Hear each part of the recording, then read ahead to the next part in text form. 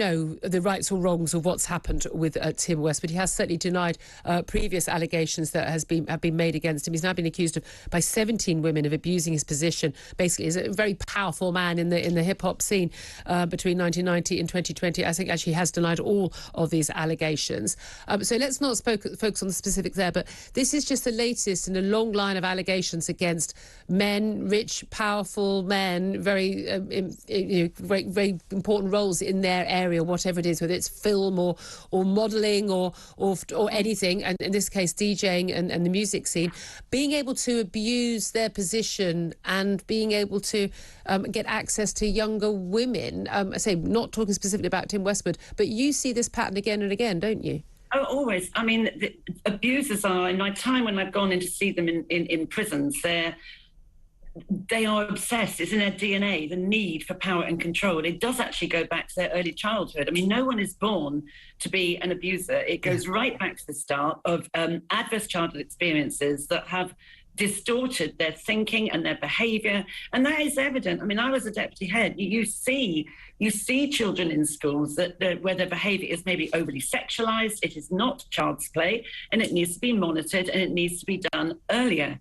And they will then, many of them, chose their careers to be in the front line of young people. And that's the key thing, isn't it? And you get people like Jimmy Savile who, deliver, if you do all the charity stuff and you work in pop music, you're going to come across lots of young people and you're going to be in this position of power. But also whether someone, is a priest, people working in care homes, access to vulnerable youngsters. And they will be attracted to that like a magnet. I mean, I always think it's shocking when, well, actually it makes me laugh. It's, when people, oh my gosh, they were a teacher. Well, of course. Because you're in the front line. If I'm an alcoholic, I'm going to go and get my fix in a pub. If I want to harm children and teenagers, I will go and work with them. It's not rocket science.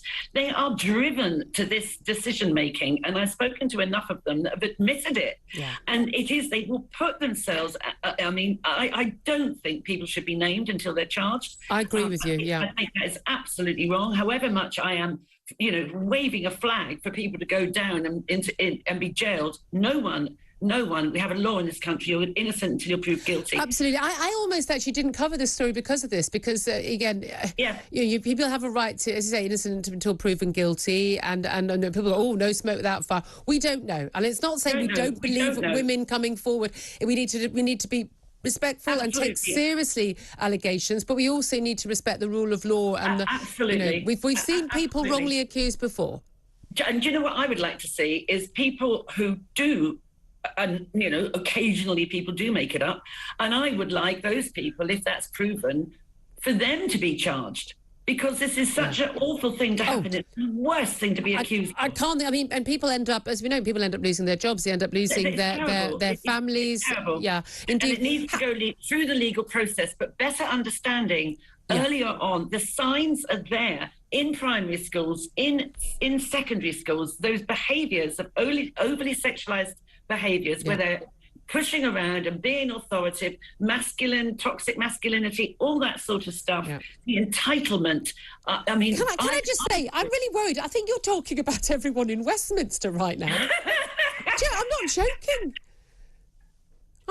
Well, you have to worry, don't you? Because, it's part of being a psychopath, other than being a killer, is this need for power and control. And there are plenty of psychopathic not killers that are in high positions in industry. There are. We linked all of that, didn't we? Marilyn Hawes, really good to talk to you, Chief Executive of Freedom from Abuse. Thank you very much indeed. Right now, let's...